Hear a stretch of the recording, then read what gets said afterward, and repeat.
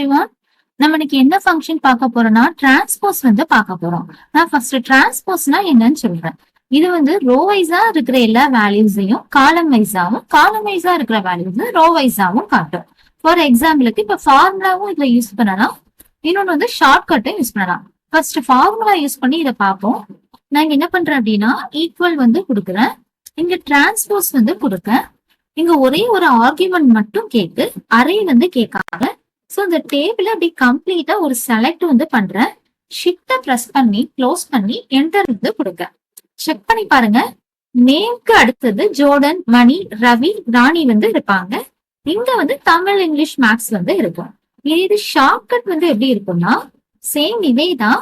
நீங்க என்ன பண்ணுங்க, இந்த டேபிள வந்து அப்படியே செலக்ட் பண்ணுங்க. செலக்ட் பண்ணிட்டு Ctrl+C கொடுத்து காப்பி வந்து பண்ணிடுங்க. காப்பி பண்ணதுக்கு அப்புறமா Alt+Ctrl+V இந்த ஷார்ட்கட் கீ கொடுங்க. ஒரு பாக்ஸ் மாதிரி ஓபன் ஆகும். இந்த பாக்ஸ்ல லாஸ்ட் ஒன்ல இருக்கும் டிரான்ஸ்போஸ் அப்படின்னு. இது என்ன பாக்ஸ்னா டேஸ்ட் ஸ்பெஷல் பாக்ஸ். இத பத்தி நான் உங்களுக்கு அடுத்த வீடியோல வந்து சொல்றேன். இந்த டிரான்ஸ்போஸ் ஒரு டிக் பண்ணுங்க, டிக்கும் பண்ணலாம். அப்படி இல்லை அப்படின்னா இதோட ஷார்ட்கட் கீ வந்து இ. ஒரு வேர்டுல எந்த லெட்டருக்கு கீழே அண்டர்லைன் பண்ணிருக்காங்களோ அதுதான் அதோட ஷார்ட்கட் கீ. இதை கொடுத்துட்டு ஓகே வந்து கொடுங்க. ப்ராப்பரா நமக்கு இப்படி வந்து டெக்ஸ்ட் ஆகும்.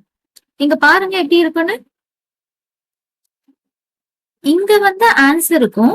இதுக்கும் என்ன வித்தியாசம் அப்படின்னா இதுல வந்து அந்த ஃபார்மட் வந்து வராது, அந்த லெட்டர்ஸ் மட்டும்தான் வரும். இங்க வந்து எப்படி இருக்கும் அப்படின்னா ஃபார்மட்டோட நமக்கு ஆன்சரை கொண்டு வரும். இந்த மெத்தடை ஃபாலோ பண்ணுங்க. இந்த வீடியோ உங்களுக்கு பிடிச்சிருந்தா லைக் பண்ணுங்க, ஷேர் பண்ணுங்க, மறக்காம சப்ஸ்கிரைப் வந்து பண்ணுங்க. நெக்ஸ்ட் வீடியோல பார்க்கலாம்.